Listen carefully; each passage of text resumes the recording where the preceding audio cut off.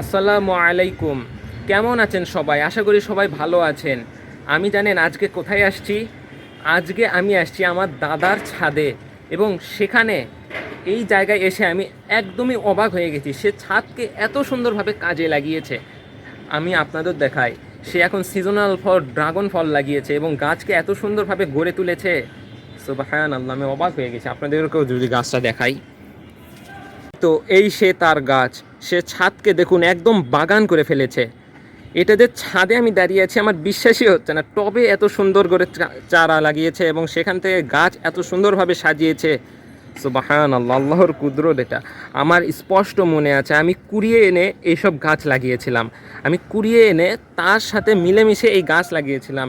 সেখান থেকে দেখুন শুধু এইটুকু লাগানোর ফলে দেখুন, সুবহানাল্লাহ সুবহানাল্লাহ, কত সুন্দর গাছ হয়ে গেছে। আলহামদুলিল্লাহ। এটা কিন্তু এখন ড্রাগন ফলের সিজন। এই তো মে, এপ্রিল, জুন, জুলাই এসবে এরকম করে ফুল আটকিবে এবং আপনার জুন জুলাই হয়তো ফল পাকা শুরু করবে। এই তো ঠিক এইরকম কাটা আছে অনেক। এইরকম রাস্তা থেকে কুড়িয়ে এনে এখানে লাগিয়েছি। লাগানোর পর দেখুন কেরামতি দেখছেন আল্লাহ তাআলার।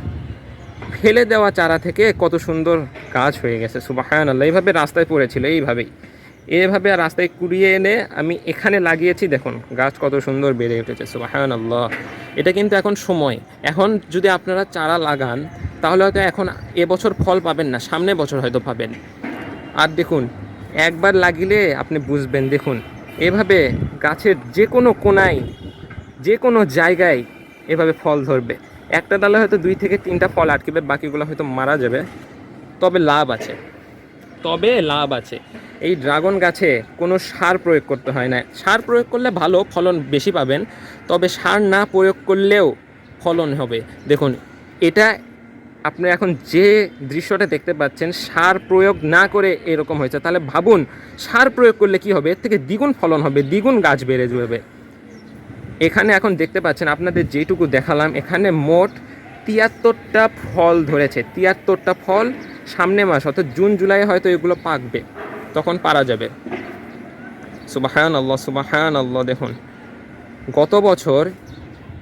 গত বছর এখান থেকে 40 কেজির মতো ফল পাওয়া গেছিলো।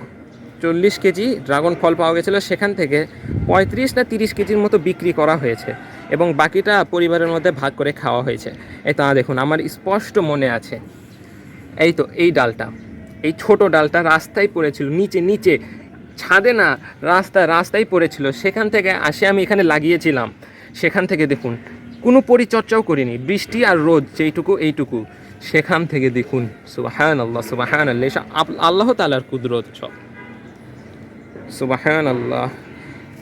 এইটুক একটা ক্যারেটে লাগিয়েছি, সেখান থেকে দেখুন এ গাছ আসলে যেখানে লাগাবেন সেখানেই হয়ে যাবে। তাই আপনি ছাদকে ফেলে না রেখে কাজে লাগান। আপনি নিজেও ফল খান, বিক্রি করে স্বাবলম্বীও হন। দেখুন এভাবে প্রত্যেকটা ডালে ডালে ফল ধরবে।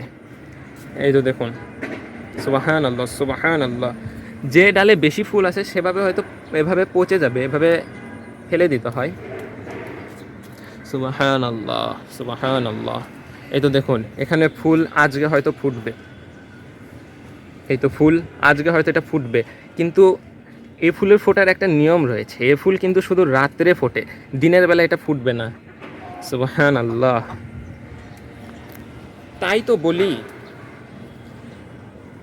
আল্লাহ তাআলা কেন ব্যবসাকে হালাল করেছে। দেখুন ফেলে দেওয়া গাছ থেকে ফল হচ্ছে, এখন সেখান থেকে বিক্রি করছেন। এই জন্যই তো ব্যবসাকে হালাল করেছে।